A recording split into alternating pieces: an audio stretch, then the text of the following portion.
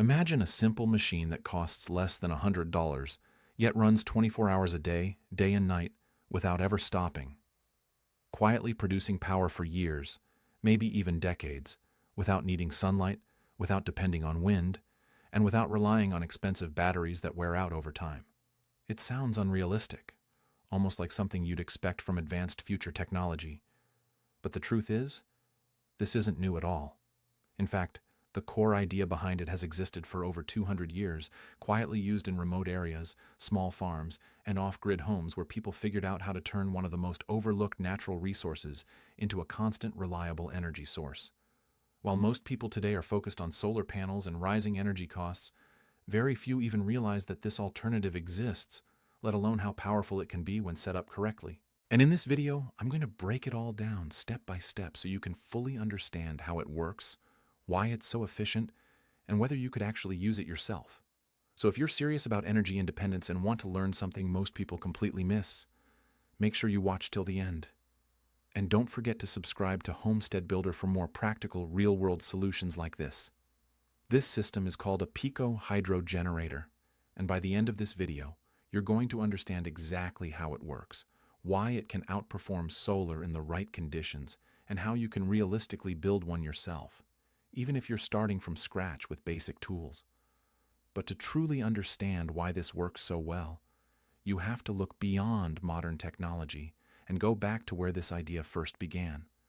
Because what seems like a new breakthrough today is actually built on principles that humans have been using for thousands of years. Long before power lines, batteries, or anything we consider modern energy, people were already harnessing the power of moving water in surprisingly effective ways. Over 2,000 years ago, ancient civilizations placed simple water wheels directly into flowing rivers, allowing the current to spin them continuously. That rotation was then used to perform real work, grinding grain into flour, cutting wood, and powering basic machinery that entire communities depended on. These systems were incredibly simple by today's standards, but they proved something extremely important. When water is constantly flowing, it carries energy that can be captured and used in a reliable, repeatable way. Now, if we jump forward to the late 1800s during the California Gold Rush, this idea took a massive leap forward thanks to a man named Lester Pelton. While observing a traditional water wheel, he noticed something unusual. When the stream of water accidentally hit the edge of the wheel instead of the center, the wheel actually spun faster instead of slowing down. That single moment led to a breakthrough insight. Efficiency wasn't about simply hitting the blades. It was about reversing the direction of the water as much as possible. Pelton redesigned the wheel with a split bucket that could turn the water nearly 180 degrees, extracting far more energy from the same flow. The result was a dramatic increase in efficiency from around 40% to over 90%, and suddenly, even small mountain streams had the potential to generate serious, continuous power. Now that you understand where this technology comes from, let's break down how it actually works in the simplest and most practical way possible. A pico hydro system may sound technical, but at its core, it's built from just a few key components working together. It all starts with the intake, where a portion of water is gently diverted from a stream or flowing source. This doesn't require building a dam or stopping the river. It's typically a small diversion that guides water into the system while allowing the rest to continue flowing naturally. From there, the water enters a pipe, often called a penstock, which carries it downhill. This is where one of the most important factors comes into play, the vertical drop, also known as head. The greater the height difference between the intake and the turbine, the more pressure builds up inside the pipe as gravity pulls the water downward. As the water travels through the penstock, it gains pressure due to the weight of the water column above it. By the time it reaches the bottom, that pressure is converted into velocity using a nozzle, which focuses the flow into a fast-moving jet. This high-speed stream is then directed onto a turbine, typically designed to capture as much energy as possible from the moving water. The force of the jet hits the turbine blades and causes them to spin continuously. That rotational motion is then transferred to a generator, which converts the mechanical energy into electrical energy. And that's the entire process. No fuel combustion, no complex electronics required to initiate it. Just a continuous conversion of flowing water into usable electricity using basic physical principles. What makes this system truly different starts to become clear once you look at how consistently it operates. Unlike solar panels, which depend entirely on sunlight and only produce power for a few hours a day, a properly set up pico hydro system runs continuously. As long as water is flowing, it generates power, day and night, in all weather conditions. This gives it something called a high capacity factor, which is essentially a measure of how often a system produces its maximum output. While solar systems typically average around 15 to 25% over time, a pico hydro system can reach close to 95% because it doesn't stop. It's not about peak output. It's about consistent output every single hour of the day. And this leads to one of the biggest practical advantages of all. Because the system produces energy continuously, you don't need to rely on large and expensive battery banks to store power for later use. In solar setups, batteries are essential to bridge the gap between day and night, which adds significant cost and complexity. But with pico hydro, that gap doesn't exist. The system is always generating electricity in real time. This means a smaller, simpler setup can often produce the same total daily energy as a much larger solar system, making it not only efficient but also incredibly reliable for those who have the right conditions to use it.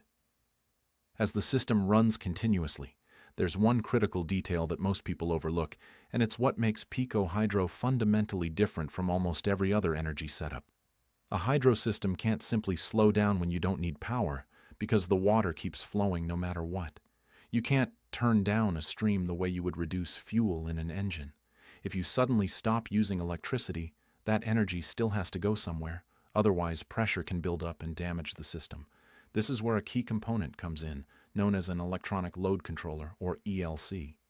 Instead of wasting excess energy, the ELC constantly monitors your power usage and instantly redirects any unused electricity into a secondary load. That could be something practical like heating water, running resistive elements, or powering additional devices.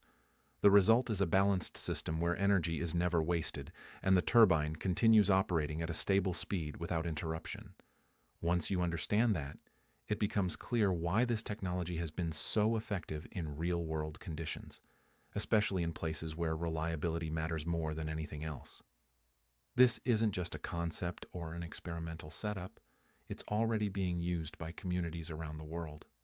In remote regions of countries like Nepal, Indonesia, and across parts of rural Africa, small-scale hydro systems provide consistent electricity to entire villages. These are areas where extending a traditional power grid would be extremely expensive or simply impossible. Instead of relying on centralized infrastructure, these communities use locally available water sources to generate their own power, creating small independent microgrids that run day and night. Even in more developed environments, the same principle is being adapted in creative ways, such as installing compact turbines inside urban water systems to capture energy that would otherwise be lost as pressure is reduced in pipes. However, as powerful as this technology is, it's important to be realistic about its limitations because it's not a universal solution for every location. The effectiveness of a pico hydro system depends entirely on the site conditions, and there are two non-negotiable requirements. You need sufficient water flow and you need vertical drop, or head.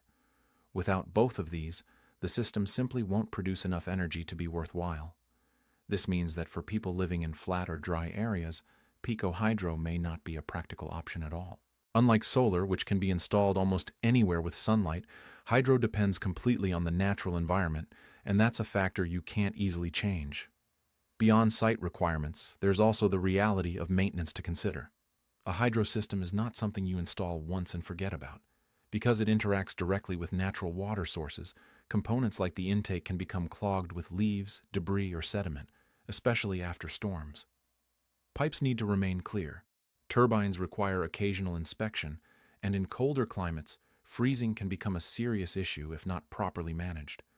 All of this means that while pico hydro offers incredible reliability and efficiency, it does require ongoing attention. But for those who have the right combination of water flow, elevation, and willingness to maintain the system, it remains one of the most dependable and consistent ways to generate power independently. Now that you understand how the system works and where it makes sense, the next step is figuring out how you could actually build one for yourself. There are a few different paths you can take depending on your budget, skill level, and how much time you're willing to invest. The simplest option is to buy a ready-made pico hydro system, which typically comes as a complete unit with a turbine and generator already integrated. These are designed to be installed with minimal setup and are ideal if you want reliability without much experimentation, but they can be expensive. A more budget-friendly approach is something known as the pump-as-turbine method, where a standard centrifugal water pump is used in reverse to generate electricity. Since these pumps are mass-produced and widely available, they offer a surprisingly effective and affordable way to get started.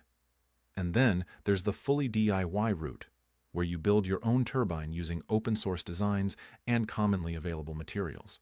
With basic tools, some mechanical understanding, and a reliable water source, it's entirely possible to create a functional system at a very low cost. But before you jump into building anything, there's one step that matters more than all the others, and it's often the one people skip. You need to measure your water flow at its lowest point of the year, not during the rainy season or when the stream is full, but during the driest period when water levels drop to their minimum. This is critical because your system's performance will only ever be as reliable as your worst-case conditions. A setup that looks powerful during peak flow might barely produce anything when water levels fall, which can lead to disappointment and wasted effort. On the other hand, a smaller system designed around consistent year-round flow will provide stable and dependable energy every single day. In practical terms, consistency always beats peak performance when it comes to off-grid power. When you take this long-term perspective, the real value of pico hydro starts to become clear. This isn't about chasing maximum output or building the most powerful system possible. It's about creating something that works reliably over time with minimal interruption. A well-designed setup, even if it produces a modest amount of power, can continuously meet essential energy needs without the complexity of large battery banks or the unpredictability of weather-dependent sources. It becomes part of your daily environment, quietly generating electricity in the background, turning a natural resource into something practical and useful without constant input or adjustment. At the end of the day, this technology represents something bigger than just an alternative energy method. It's a shift in how you think about power and independence. Instead of relying entirely on large systems, expensive upgrades, or external infrastructure, you're using what already exists around you in a smarter way. A simple flowing stream, something most people overlook, can become a stable and long-term energy solution when approached correctly. And if you're interested in more ideas like this, practical, efficient, and built for real-world use, make sure you subscribe to Homestead Builder and check out the next video where we break down another powerful system that turns everyday organic waste into usable energy.